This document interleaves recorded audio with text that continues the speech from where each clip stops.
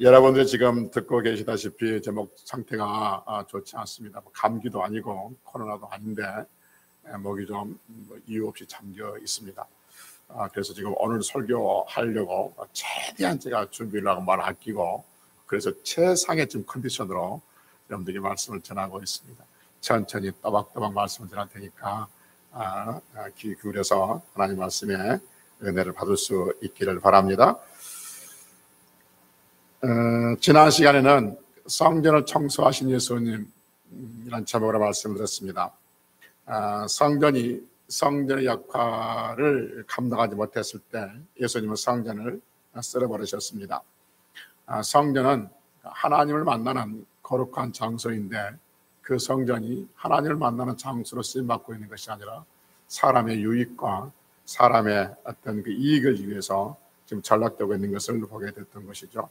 그래서 예수님은 에레미야, 또 이사야 선지자를 통해서 하셨던 말씀, 너희들이 내 집을 도둑의 소굴로 만들었다, 그 말씀을 백성들에게 선포하심으로써 이 성전에 대한 불안한 미래를 예견하고 계셨던 거죠.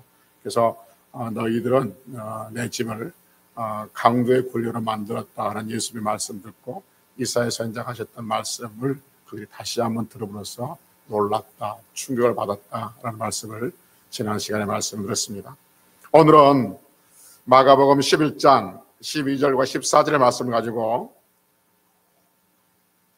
성전을 성전으로 라는 제목으로 말씀을 드리려고 합니다.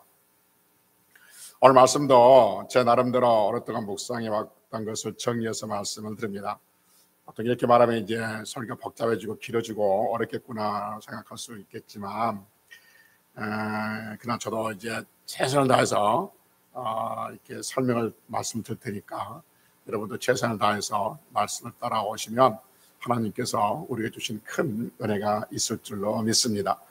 지난 시간에 봤지만 다시 한번 본문의 배경을 보면 예수님께서 베다니에서 새끼 나귀를 타고 예루살렘으로 들어가셨잖아요. 그리고 예루살렘에 들어가셔서 어떻게 하셨어요? 성전에 들어가셔서 성전을 어떻게 했습니까? 둘러보시고 성전을 쭉 한번 둘러보시고 훑어본 것이 아니라 쭉 한번 둘러보시고 그리고 날이 어두워지니까 다시 예수님과 함께 제자들과 함께 예수님은 예루살렘에서 베다니로 내려오셨죠.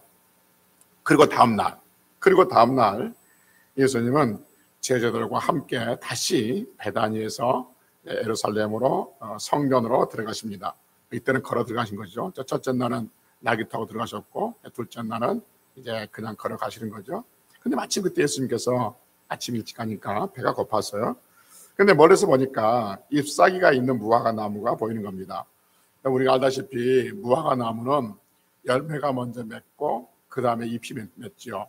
보통 나무는 잎이 나고 꽃이 피고 그 다음에 열매가 맺는데 무화과 나무는 열매가 먼저 맺어요. 그리고 난 다음에 잎이 나게 된 거죠. 그래서 잎이 있다, 무화과 나무에 잎이 열렸다는 것은 이미 열매가 맺혔다는 것을 보여주고 있는 거죠. 근데 예수님께서 배가 고파서 이렇게 멀리 보니까 무화과 나무가 있는데 그 무화과 나무에 잎이 열려 있더란 거죠. 그래서 무슨 열매를 얻을 수 있을까 하고 무화과 나무 옆으로 갔다 하는 것이죠. 근데 가서 보니까 무화과 나무에 잎은 있는데 잎사귀가 있는데 열매가 없는 거예요. 그러니까 열매가 없는 무화과 나무를 보시고 예수님께서 참 우리가 듣기에 당황스러운 말씀을 하세요. 참 당황스러운 말씀 하시는데 뭐라고 하냐면 14절에서 이렇게 말씀합니다. 14절 읽어봅시다. 마가복음 11장 14절 시작. 예수께서 나무에게 말씀해 이르시되 이제부터 영원토록 사람이 내게서 열매를 따먹지 못하게 하시니 제자들이 이를 듣더라 라고 하십니다. 참 당황스럽지 않습니까? 무화과 나무 열매가 없다고 그냥 열매가 없구나 라고 가면 될 텐데 영원토록 열매를 맺지 못할 것이다 라고 저주해 버립니다. 그런데 더 황당스러운 게 뭐냐면 13절에 보니까 이때까지 무화과 나무에 열매가 없으니까 무화과 때가 아니었다라고 말합니다. 그러니까 무화과철이 아니었다는 거죠.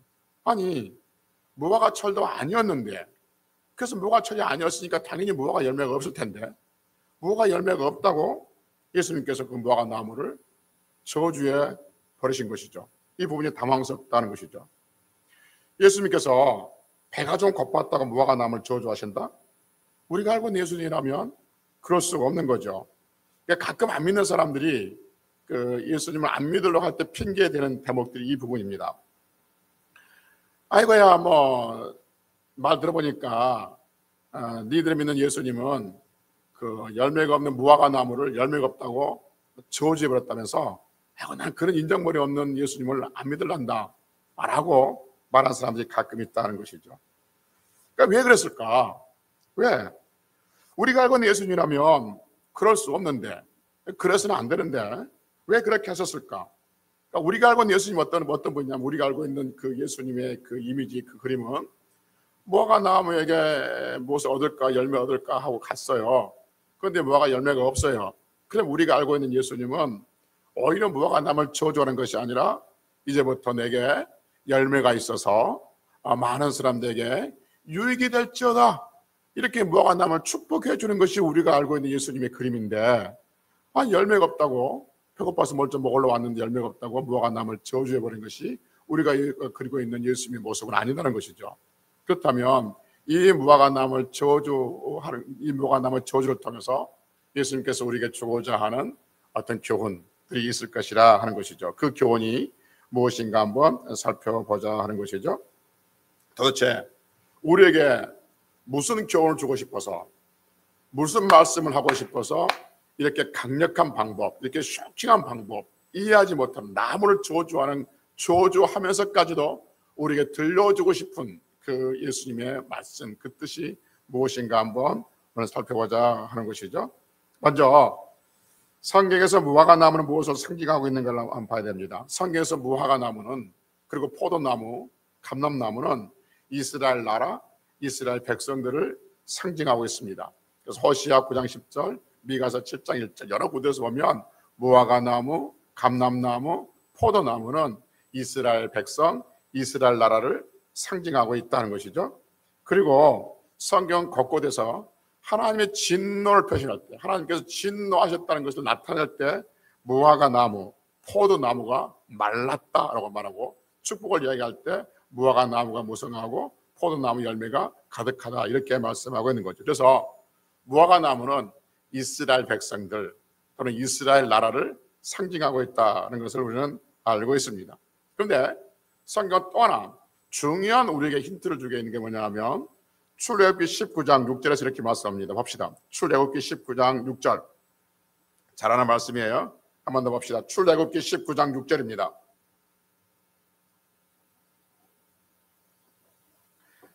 구약성경 110페이지 출애굽기 19장 6절.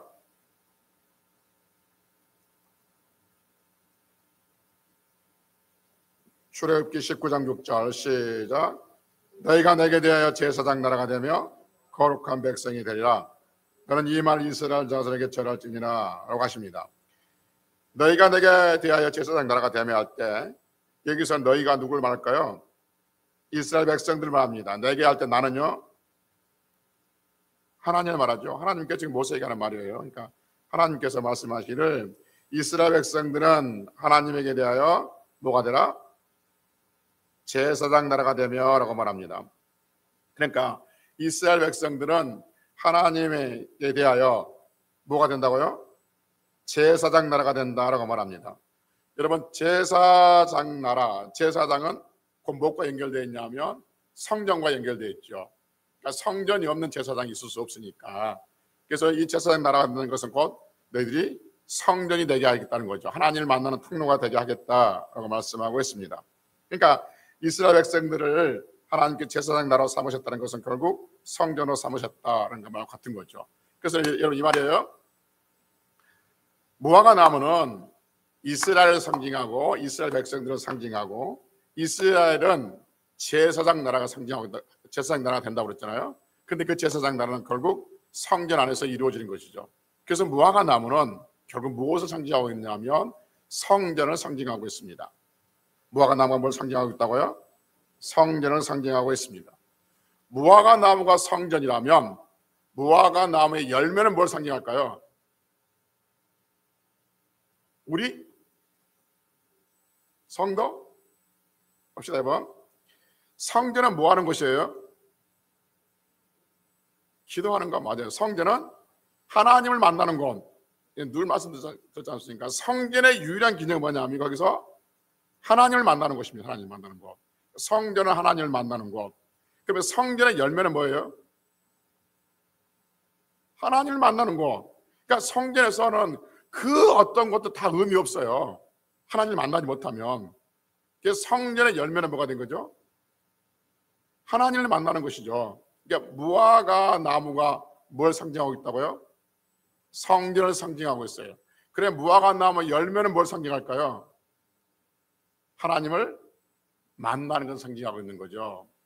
그렇죠?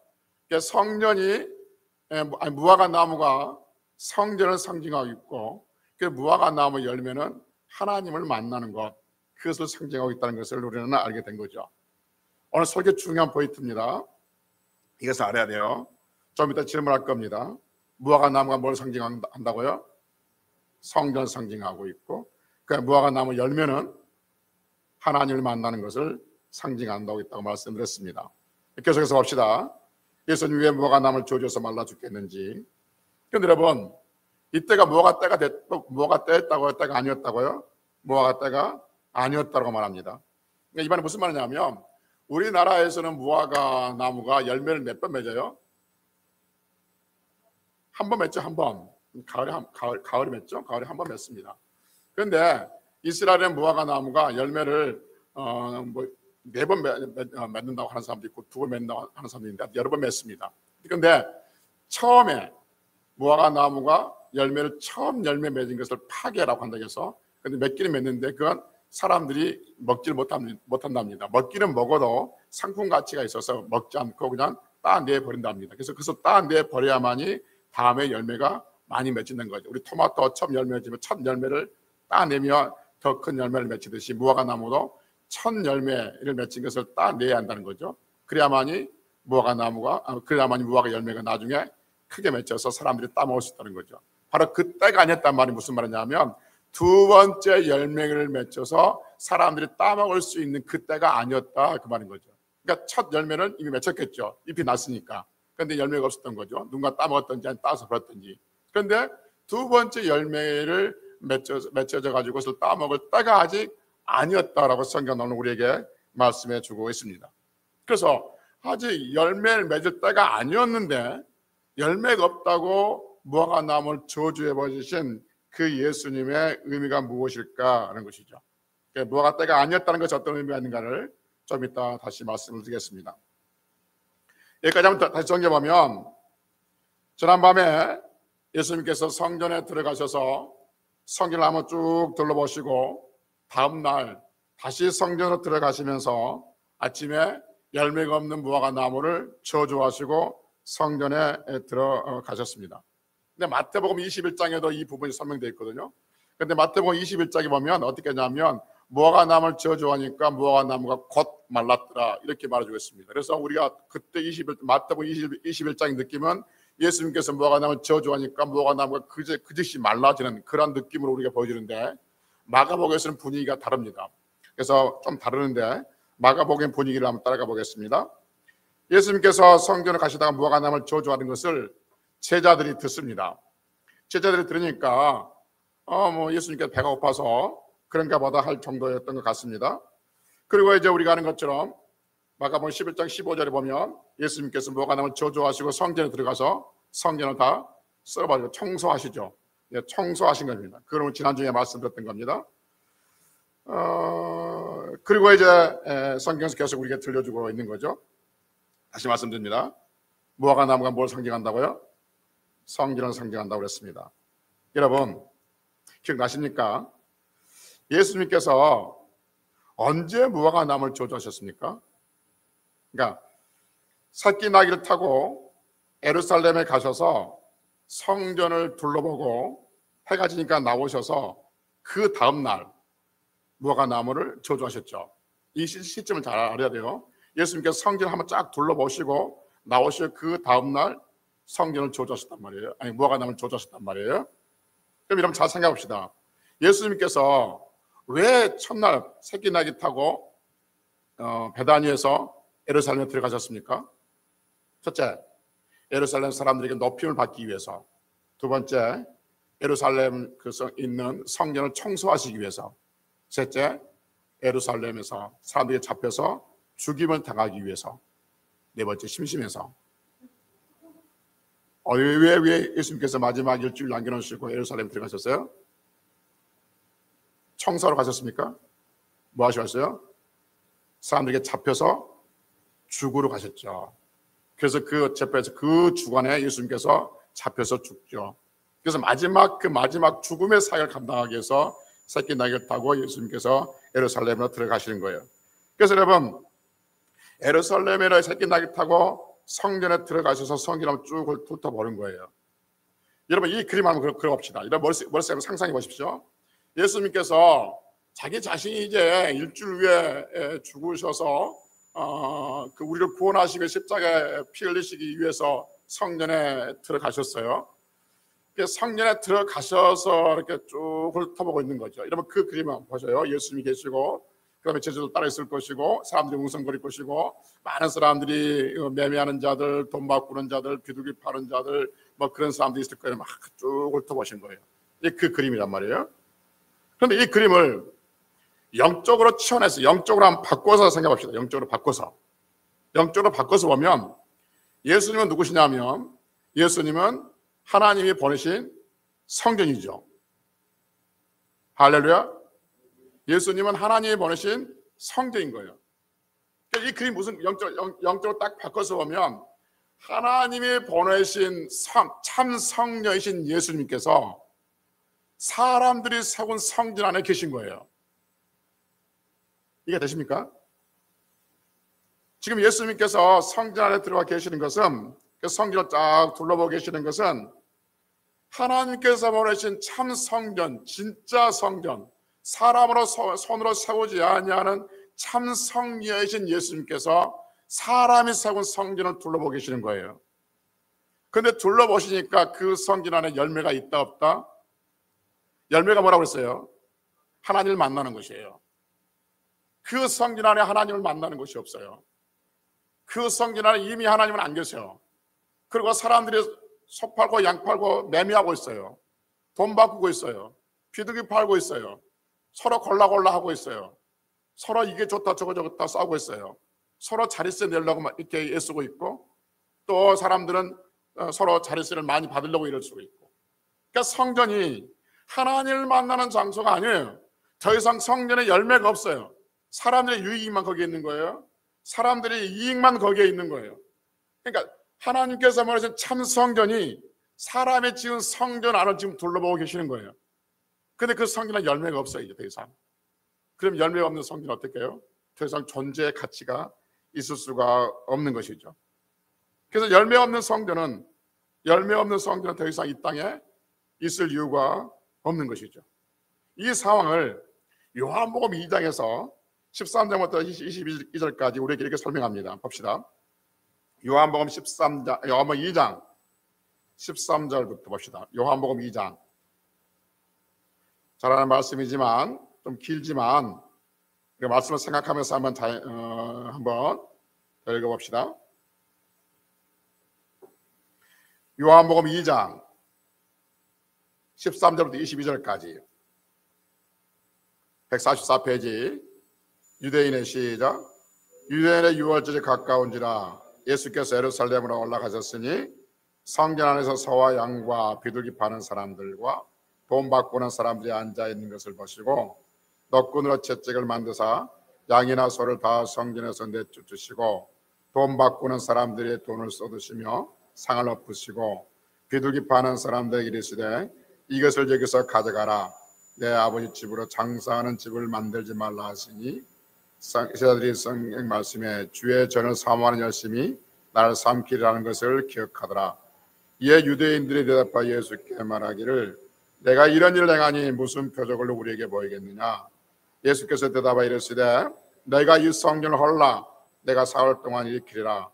유대인들이 이르되 이 성전은 46년 동안 지었거늘 내가 3일 동안 일으키겠느냐 하더라.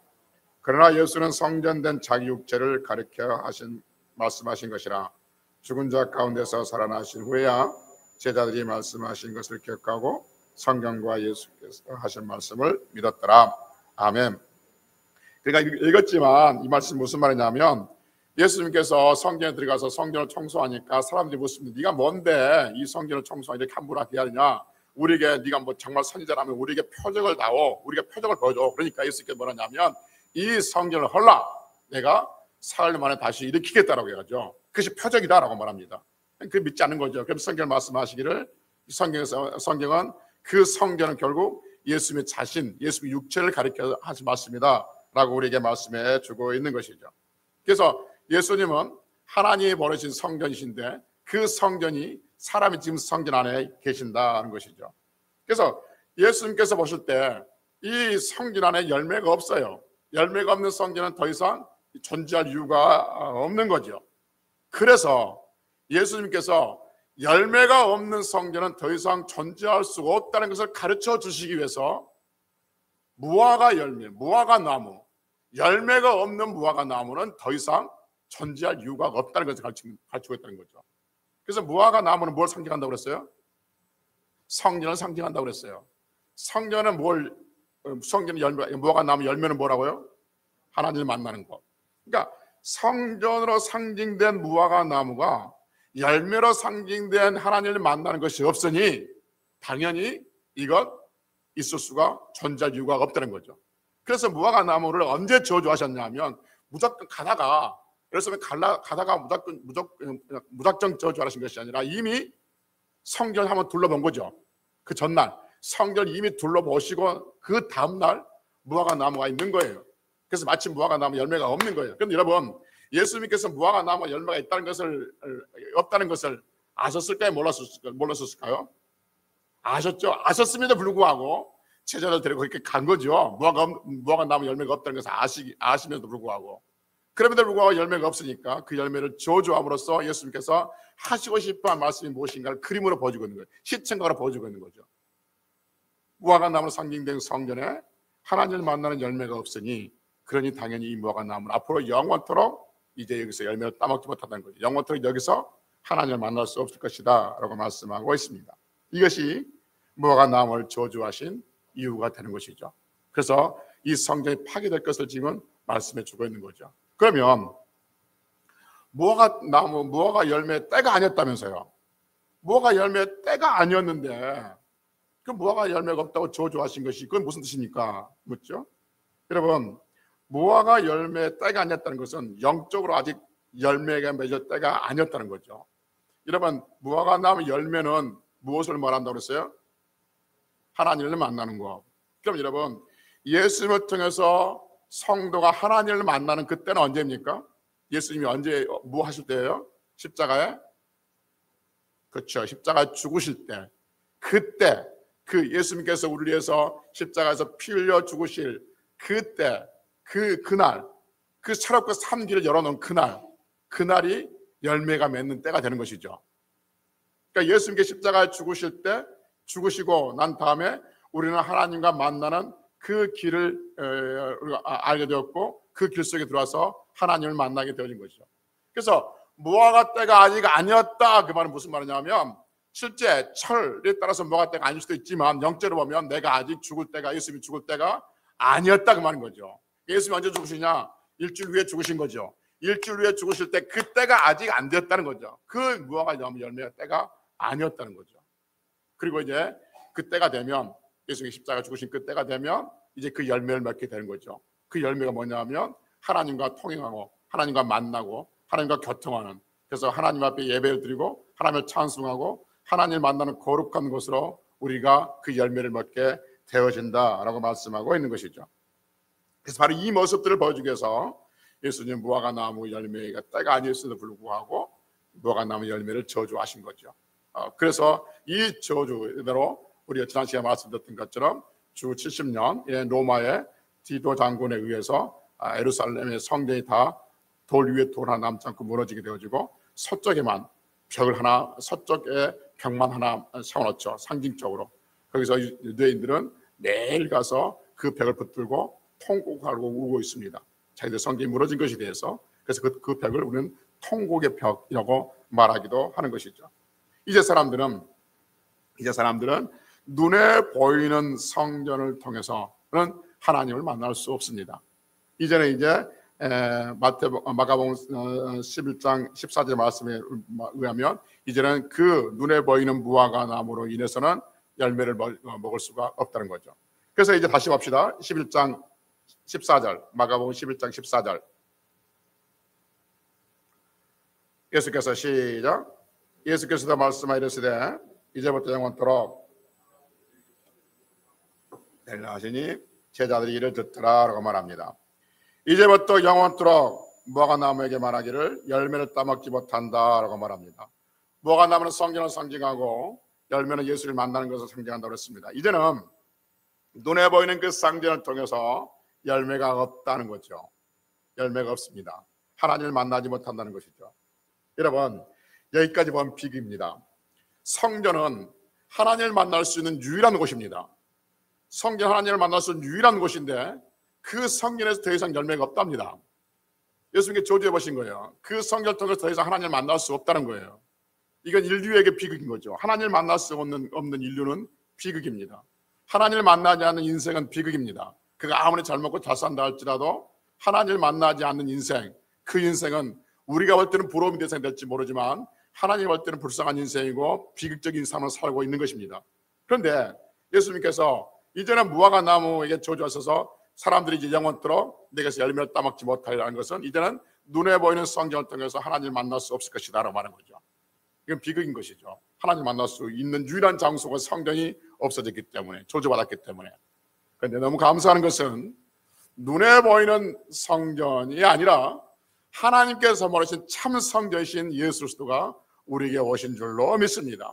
그래서 우리는 이제 눈에 보이는 성전이신 그 성전 안에서, 지금 예루살렘에 있는 그 눈에 보이는 사람들이 지금 성전 안에서 하나님을 만나는 것이 아니라 이제는 하나님께서 보내주신 참 성전인 예수 그리스도 안에서 우리는 하나님을 만나고 하나님 앞에 예배하고 있는 줄로 믿습니다. 그래서 우리의 진짜 열매는 예수 그리스도를 통해서 온다 하는 것이죠. 그래서 눈에 보이는 성전은 없어지고 저주받아서 없어지고 사라지지만 참 성전이신 예수 그리스도를 통해서 여러분과 제가 하나님을 만나고 하나님을 기뻐하고 하나님 앞에 소통하며 하나님 앞에 기도하며 그렇게 살아가고 있는 줄로 믿습니다. 그래서 눈에 보이는 우리가 만약 지금도 예수님이 오시지 않았다면 하나님을 만나기 위해서 어디로 가야 되냐 하면 지금도 우리는 예루살렘에 가서 하나님을 만날 겁니다. 그러나 우리는 지금 그 열매를 맺지 못하는 사람들의 세워지는 그 성전이 열매를 맺지 못한 그 성전을 파괴시키고 진짜 성령이신 예수님을 우리가 주심으로 인해서 우리는 어디서든지 예수 그리스도의 이름을 부르며 예수 그리스도의 이름으로 기도하게 되어지는 것이죠. 이게 얼마나 큰 감사한 거죠. 이게 하나님께서 무화과 나무를 저주하신 이유, 저주하심으로써 진짜 열매를 먹는 방법이 따로 있다는 것을 가르쳐 주시기 위한 것을 우리는 보게 되어진 거죠. 단순히 예수님께서 배가 고파서 무화과 나무를 저주하신 것이 결코 아닙니다. 그런 것을 설명하기 위해서 우리에게 가르쳐 준 것은 성경에 가르쳐 준 것은 아니란 거죠. 또 우리가 인간의 어떤 하나님 앞에 믿음의 어떤 선한 행위들, 무슨 믿음의 열매들 그것이 없으면 저주받는다 그 이야기 하려고 그런 것이 아니라 성전이 무엇인지 그리고 열매가 무엇인가를 가르쳐 주기 위해서 그런 것이죠. 그래서 이러한 배경을 가지고 20절 이하에 보면 우리에게 큰 은혜가 됩니다. 20절 이하에 봅시다. 20절 이하에 보면 이제 그 예수님께서 아침에 그날 하루를 좀 봅시다. 그날 하루를 보면 그 전날부터 보면 그 전날에 예수님께서 성전에 나귀새끼 타고 성전에 들어가셔서 성전 한번 쭉 둘러보시고 그 다음에 나오셔서 베다니 가셨다가 그 다음날 아침 일찍 다시 성전에 들어가시는 길에 무화과 나무를 저주하시고 그리고 그것을 제자들이 듣고 그리고 성전에 들어가셔서 다시 성전을 청소하시고 성전 두 번째 날은 성전을 청소하시고 그 다음에 날이 저물어서 다시 베다니로 내려옵니다. 둘째 날 내려오는 길에 보니까 그 무화과 나무가 말라있던 것을 제자들이 본 거예요. 그러니까 즉시 마른 게 아니었죠. 마가복음 11장에서는 마태복음 21장에서는 즉시 말았다고 하는데 마가복음 11장에서는 즉시 마른 것이 아니라 그때는 괜찮았어요. 그런데 내려오면서 보니까 무화과 나무가 말라있던 걸 본 거예요. 그러니까 베드로가 뭐라 하냐면 예수님께 묻습니다. 21절에 보니까 이렇게 말합니다. 21절 읽어봅시다. 시작. 베드로가 생각나서 여짜오되 납비어 벗어서 저주하신 무화과 나무가 말랐나이다 라고 말합니다. 베드로가 무화과 나무를 딱 보는 순간 그때까지 이게 생각났다는 말이 무슨 말이에요? 지금까지 그 말을 기억하지 않고 있다는 거죠. 그러니까 예수님이 아침에 무화과 나무를 저주하신 거니까 저주하셨는데 그걸 제자들이 들었어요? 안 들었어요? 들었어요. 그러니까 들었지만 배고파서 그런가 보다 그러고 단순히 쉽게 생각했는데 단순하게 생각했는데 아니 예수님께서 성전에 들어갔다 청소하고 해가 지면서 내려오는 길에 보니까 그 나무가 말라 있는 거예요. 그러니까 베드로가 예수님 보세요. 아침에 예수님께 저주하신 그 무화과 나무가 말랐나이다 라고 말합니다. 그러니까 그 예수님의 대답이 정말 뜬금없어요. 그러니까 우리 시기로 보통 상식의 대화가 주고받는 대화라면 이렇게 말해야 되지 않겠습니까? 보세요 예수님, 보세요 납비의 선생님, 아침에 예수님께서 선생님께서 저주하신 무화과 나무가 말랐어요. 열매가 없다고 저주하신 그 무화과 나무가 말랐어요. 이렇게 물으니까 그러면 정상적인 답변 정도 예상한다면 그래 너희들 때 열매가 없으면 저렇게 저주를 받으리라. 그러니 열심히 신앙생활에서 열매를 많이 맺혀야 된다. 그래야만이 내가 영광이 된다. 이 정도 대답이 되지 않겠습니까? 근데 정말 뜬금없이 예수님께서 뭐라 하셨냐면 보세요 예수님이 열매가 없다고 저주하신 저 무화과 나무가 말랐습니다 라고 말하니까 예수님께서 불쑥 정말 뜬금없이 뭐라 하냐면 22절부터 24절까지 이렇게 말씀하십니다. 봅시다. 22절부터 24절까지 21절 제가 읽어볼게요. 20절 21절을 제가 읽어볼 테니까 22절부터 24절까지 여러분들 한번 읽어보십시오. 그들이 아침에 지나갈 때 무화과 나무가 뿌리째 마른 것을 보고 베드로가 생각이 나서 여짜오되 납비어 벗어서 저주하신 무화과 나무가 말랐나이다. 시작. 예수께서 그들에게 대답하여 이르시되 하나님을 믿으라. 내가 진실로 너에게 이르노니 누구든지 이 산들을 들지어 바다에 던져지라 하며 그 말하는 것이 이룰 줄 믿고 마음에 의심하지 않으면 그대로 되리라. 기도하고 구하는 것은 받은 줄로 믿으라. 그리하면 너희에게 그대로 되리라 라고 말합니다. 여러분 누가 봐도 22절 20절 말씀은 무엇에 대한 기도예요? 무엇에 대한 말씀이에요? 전도에 대한 말씀이에요? 기도에 대한 말씀이에요? 헌금에 대한 말씀이에요? 예배에 대한 말씀이에요? 기도에 대한 말씀입니다. 그러니까 여러분 이게 말인 거죠. 다시 봅시다. 예수님께서 열매가 없는 무화과 나무를 저주하시니까 뿌리치 말랐어요 라고 말하니까 예수님께서 뭐라 하냐면 22절에서 하나님을 믿어라. 그러면서 누구든지 이 산들을 들지어 바다에 던져지라 하면 그 말한 것이 이루어진 줄 믿고 마음에 의심하지 않으면 그대로 되리라. 무엇이든지 기도하고 구하는 것은 받은 줄로 믿으라. 그리하면 너에게 그대로 되리라. 이 말씀은 무엇에 대한 말씀이에요? 기도에 대한 말씀입니다. 기도의 중요성, 기도의 능력을 사용할 때 우리는 이 말씀이 필연적으로 등장하게 되어집니다. 그러니까 이 말씀을 딱 22절과 22절과 24절까지 거기만 잘라놓고 보면 이 말씀이 큰 은혜가 됩니다. 무슨 말 이해가 되고요. 그런데 앞뒤 문맥을 연결시켜서 보면 정말 뜬금없다 그 말인 거죠. 앞뒤 문맥을 연결시켜 보면 아니 무화과 나무를 저주해서 말랐다고 이야기하는데 뜬금없이 기도해라 이렇게 나오는 것이죠. 마치 이게 잘못 들으면 기도하지 않으면 너희들 저렇게 저주받는다 그런 뜻으로 들릴 수가 있는 것이죠. 여러분 가만히 생각해 보면 무화과 나무를 저주했고 그래서 열매가 없는 그 무화과 나무는 필요 없을 것이고 이제는 그 눈에 보이는 무화과 나무에서 열매를 먹는 것이 아니라 즉 눈에 보이는 성전을 통해서 열매를 먹는 것이 아니라 눈에 보이지 아니하는 예수 그리스도의 그 열매를 먹게 될 것이라는 것이죠. 그 열매가 무엇이다? 기도다 그 말인 거죠. 그러니까 성전에서 하나님을 만나는 장소가 없었어요. 하나님을 만나지 못했어요. 성전은 하나님을 만나는 장소가 되지 못했고 이미 하나님을 만나는 그 통로가 막혀버린 거예요. 그래서 그들은 기도가 없었던 거예요. 그런데 이제 새로운 성전이신 예수 그리스도 오셨어요.